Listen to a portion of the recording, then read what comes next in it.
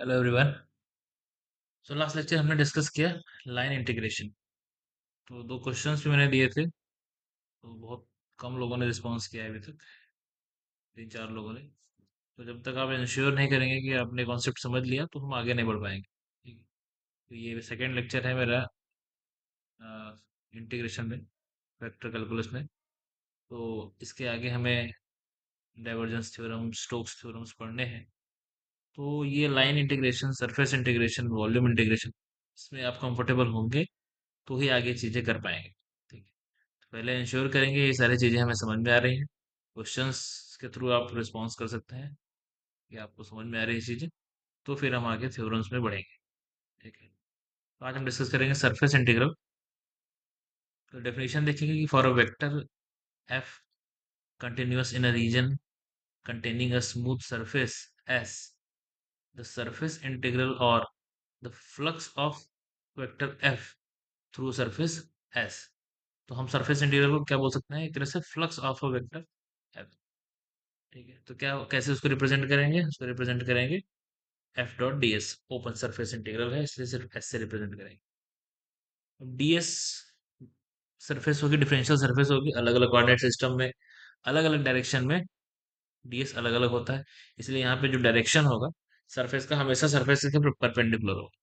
इसलिए हमने वो डीएस को, डीएस वेक्टर को लिख लिया ए एन यूनिट वेक्टर, उसकी डायरेक्शन होगी, और डीएस उसका जो भी वैल्यू है पैरामीटर डीएस की। तो ये हो गया एफ कॉस थीटा डीएस। यहाँ पे ए एन हमारा क्या है, A N is the unit normal vector to the surface. Surface के हमेशा परपेंडिकुलर होगा डिफरेंशियल सरफेस की डायरेक्शन। ठीक है। अब इसमें एक कंडीशन क्या है, if the surface is a close surface the surface integral is given as. अगर क्लोज सरफेस है तो उसको हम ऐसे रिप्रेजेंट करते हैं, एक सर्कुलर यहाँ पे बनाते हैं integration F dot D S. ठीक है। ये बेसिकली रिप्रेजेंट करता है कि क्लोज सरफेस से कितना फ्लक्स आपका सरफेस के थ्रू आउटवर्ड फ्लक्स पास हो रहा है। ठीक है। Net flux, net outward flux of vector F from the surface, ये रिप्रेजेंट करेगा क्लोज सरफेस की जब बात करेंगे। और ऊपर जो हमने डेफिनेशन लिखा वो उसका एक डायग्रामेटिकल रिप्रेजेंटेशन है। एक सरफेस है आपका, ओपन सरफेस है ये। ठीक है। ये वेक्टर है एफ। तो सरफेस की डायरेक्शन हमेशा सरफेस के परपेंडिकुलर ए एन, और ये सरफेस हमारा डी एस सरफेस है। उसको रिप्रेजेंट हमने ऊपर किया एफ डॉट डी एस। ठीक है। और क्लोज सरफेस अगर है तो ऐसा close integration of F dot D S. ठीक है। अच्छा, अब ये क्लोज इंटीग्रेशन जो है हमारा, ये तो बताएगा आपका आउटवर्ड फ्लक्स। अब एक कंडीशन और है कि if the surface integral of a vector over a close surface is zero, that is if close surface integral F dot D S zero आ गया, then the vector is known as solenoidal.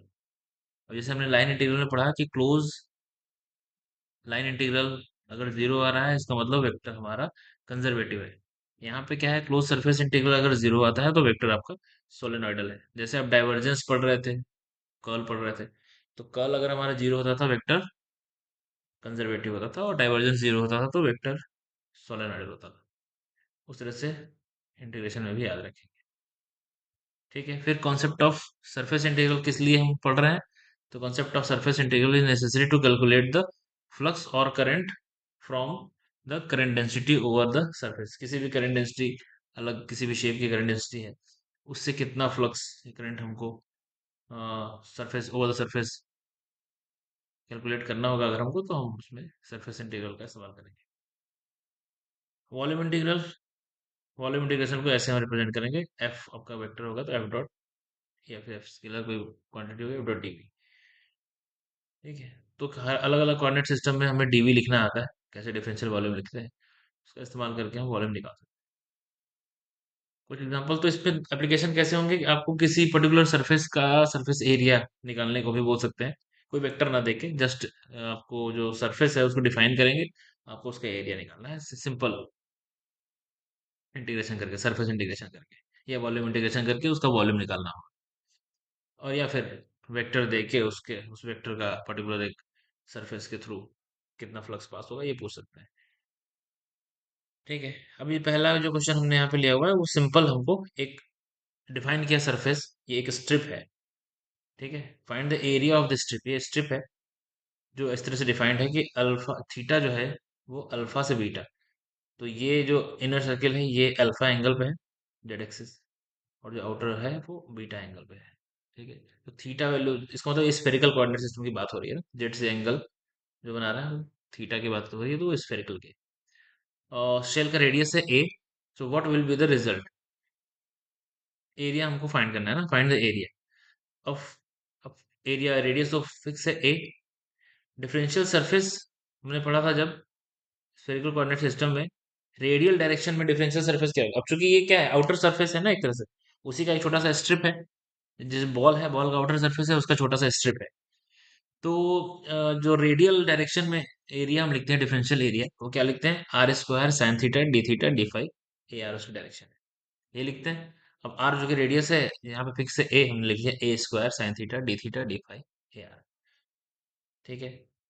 अब area निकालना है, तो area is equal to D S, जो differential surface आपने लिखा A R direction में है तो ए डॉट ए आर कर लिया, इसका ए आर वन हो गया, अंदर आ गया आपका A square sine theta D phi. बस, तो अब आपके पास डिफरेंशियल टर्म कितने हैं, अंदर दो हैं, डी थीटा और डी फाइव, इसका मतलब डबल इंटीग्रेशन होना है, तो थीटा वाला टर्म थीटा के साथ, ए का कोई डिफरेंशियल है नहीं, ए कांस्टेंट हो गया बाहर आ गया, साइन थीटा डी थीटा एक साथ हो गया, और डी फाइव अलग हो गया। लिमिट क्या रखे, तो थीटा डिफाइन किया था अल्फा से बीटा, तो अल्फा से बीटा, फाइव का हमको पता है जीरो टू टू पाई चलता है, तो zero to two pi, integrate करेंगे आपका आ जाएगा two pi A square cos alpha minus cos beta, ठीक है। अब उसमें कंडीशन दी थी कि alpha is equal to zero और beta is equal to pi, ये कब होगा, अल्फा जीरो मतलब ये जो इनर सर्किल है सेंटर सेंटर पे आ जाए, और ये जो है बिल्कुल इधर आ जाए, तो एक तरह से तो ये फिर वो हो गया स्फेयर हो गया कंप्लीट, थीटा हमारा जीरो से पाई वेरी करता है, तो ये एक तरह से कंप्लीट स्फेयर बन जाएगा। तो जैसे ही आप alpha is equal to zero और beta is equal to pi रखेंगे, यहाँ पे कॉस अल्फा कॉस जीरो हो जाएगा, minus cos beta cos pi minus one, minus minus plus ये टू हो जाएगा, तो आ जाएगा आपका फोर पाई ए स्क्वायर। तो आपने पता होगा पहले कोऑर्डिनेट सिस्टम में आपने पढ़ा होगा कि आउटर सरफेस एरिया क्या होता है, स्फीयर का फोर पाई ए स्क्वायर, यहीं से देखो डिराइव हुआ ये सरफेस एरिया जो हम फॉर्मूला पढ़ते थे पहले ट्वेल्थ में पढ़े थे, वो यहाँ से डिराइव होता है four pi A square, sphere का सरफेस। इसी तरह से किसी भी सरफेस को आप उसका एरिया डिराइव कर सकते हैं, चाहे उसका वॉल्यूम डिराइव कर सकते हैं, वॉल्यूम का भी हमने अभी किया हुआ है आगे। चलो अब एक क्वेश्चन उठाते हैं वेक्टर्स के हिसाब से कैसे उठता है। सेम सरफेस ले लिया हमने, अभी क्वेश्चन जो लाइन इंटीग्रल में किया था वही सरफेस लेते हैं, वेक्टर थोड़ा सा चेंज किया है। वेक्टर क्या ले लिया हमने, rho cos phi arrow sine phi A phi to rho cos phi A Z, वहाँ ए जेड वाला कंपोनेंट नहीं था, इसमें हमने ए जेड का कंपोनेंट भी लिया है, ठीक है। तो सरफेस क्या दिया है, if surface defined as given look ऐसा, तो ये जो क्लोज कर्व था, तो ये अपने आप में एक सरफेस भी तो बना रहा है, कर्व जब भी क्लोज हो जाएगा तो एक सरफेस बनाएगा, तो ये ऐसा सरफेस है, सिलिंड्रिकल कोऑर्डिनेट सिस्टम में है हालांकि, लेकिन इस सरफेस का अगर परपेंडिकुलर देखा जाए तो कौन सी डायरेक्शन है, ऑब्वियसली जेड डायरेक्शन है इसके परपेंडिकुलर, तो सरफेस का डायरेक्शन हमेशा उसके परपेंडिकुलर है, इसका मतलब अगर हमें इस सरफेस का डायरेक्शन समझना है तो हमको मालूम है कि जेड डायरेक्शन, ठीक है। तो अब ये भी हमको पता है कि भाई ये जो भी बना हुआ है ये सिलिंड्रिकल कोऑर्डिनेट सिस्टम में है, अब सिलिंड्रिकल कोऑर्डिनेट सिस्टम में है, तो सिलिंड्रिकल कोऑर्डिनेट सिस्टम में जेड डायरेक्शन में सरफेस कैसे लिखते हैं, डिफरेंशियल सरफेस, ये भी हमको पता है, हम लिखते हैं rho D phi A Z, Z direction में differential surface cylindrical coordinate system का। बस जब हम डिफरेंशियल सरफेस लिखना जानते हैं फिर कोई दिक्कत ही नहीं है, फिर आप vector A dot D S करना है आपको, ए आपने ऊपर से उठाया, डी एस यहाँ से लिया, डी एस में आप देख रहे हैं सिर्फ ए जेड का टर्म है, और आपके ए में तो सारा कुछ है, तो ए जेड वाला ही सिर्फ बचेगा, तो ए आपने लिखा ए में सारा कुछ था, अब डीएस में आपका सिर्फ ए जेड था, तो ए जेड वाला टर्म बच जाएगा, बाकी जीरो, तो ए जेड वाला टर्म यहाँ पे क्या है, टू रो कॉस फाइव आ गया, इधर आपका रो डी फाइव आ गया, रो डी फाइव, ठीक है। तो इतना टर्म आ गया, अब आराम से इसको हमको इंटीग्रेट करना है। अब डिफरेंशियल टर्म कौन सा है, एक डी रो है एक डी फाइव है, तो डी रो है डी फाइव है, तो रो वाले टर्म जो है कितने, रो स्क्वायर हो गए, रो स्क्वायर डी रो को एक साथ कर लो, रो की लिमिट मालूम है आपकी, रेडियस दो से पांच, पिछले वाले की तरह, और फाइव का टर्म कौन सा है, कॉस फाइव डी फाइव एक साथ कर लिया, फाइव की लिमिट हमको पता है 30 to 60, बस दोनों को अलग अलग इंटीग्रेट करो, रो वाले क्या, तो ये five cube minus two cube by three हो जाएगा, ये साइन 60 माइनस साइन 30, सिंपल इंटीग्रेशन है, इंटीग्रेट होके एक साथ ही आ जाएगा। सिंपल है। तो किसी भी तरह का कर्व आपको डिफाइन करेगा वो, ठीक है, तो उस डिफाइन करेगा तो एक सरफेस बनेगा, कोई एक सरफेस डिफाइन करेगा, उस सरफेस के थ्रू फ्लक्स आपको निकालना होगा। तो वेक्टर दिया होगा आपको, जो भी सरफेस, पहले तो आप पहले सरफेस बनाएंगे जिस तरह से डिफाइन किया होगा या खुद बनाया होगा। अब आप देखेंगे कि उसकी डायरेक्शन हम डीएस क्या लिखें, डिफरेंशियल सरफेस क्या लिखें, मेन प्रॉब्लम यही है। और डिफरेंशियल सरफेस लिखने के लिए आपको देखना पड़ेगा जो भी सरफेस बना उसकी डायरेक्शन क्या होगी।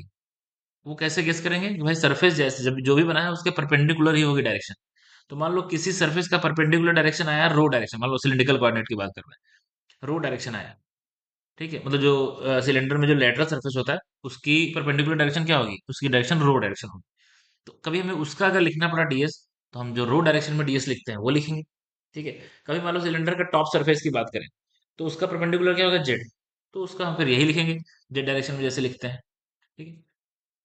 तो बात वही है कि सरफेस आप पहले देख लें, उसका परपेंडिकुलर सोच लें कौन सी डायरेक्शन में होगा, उसी डायरेक्शन में डिफरेंशियल सरफेस वेक्टर लिख लें, बस। उसके बाद आप ए डॉट डीएस करना है,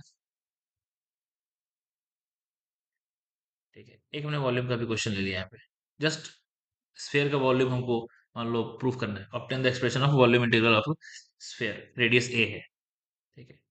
तो डीवी हमको पता है, डिफरेंशियल वॉल्यूम कैसे लिखते हैं, R square sine theta D R D theta D phi, spherical coordinate system में, जहाँ आर जो है वो रेडियस है, जीरो से ए है उसकी रेंज है, थीटा हमको पता है जीरो से पाई, और फाई पता है जीरो से टू पाई। बस आपको ट्रिपल इंटीग्रेशन लगेगा यहाँ पे, आपने डिफरेंशियल वॉल्यूम लिख दिया, डी फाई को अलग कर लिया, साइन थीटा डी थीटा अलग कर लिया, आर स्क्वायर डी आर अलग कर लिया, सबकी लिमिट है आपको पता, आपने पुट की इंटीग्रेट किया तीनों को, 4/3 पाई ए क्यूब, ये आपको पता है, यही हमारी क्या होती है, स्फेयर की, स्फेयर का वॉल्यूम यही होता है, 4/3 पाई ए क्यूब। इसी तरह से प्रूफ हुए हैं जितने फॉर्मूले हैं ना, आपने कोऑर्डिनेट ज्योमेट्री में पढ़ा होगा पहले, वो सब इसी तरह से डिफरेंशियल सरफेस डिफरेंशियल वॉल्यूम इस्तेमाल करके प्रूफ हुए हैं। इंटरेस्टिंग है। चलिए, तो आप अगर ये समझ पा रहे हैं, देखिए जब तक आप डिफरेंशियल इंटीग्रल जो हम बात कर रहे हैं कि लाइन इंटीग्रल और सरफेस इंटीग्रल के, ये सब जब तक समझेंगे नहीं करना, तब तक आप फिर उसमें कंफर्टेबल नहीं होंगे, स्टोक्स थ्योरम में और हमारा जो भी डाइवर्जेंस थ्योरम है, ठीक है, उसमें कंफर्टेबल आपको होना है, तो ये सारी चीजें आपको सीखनी है, ठीक है। अब आप दो क्वेश्चन यहाँ पे हैं, उनको कीजिए।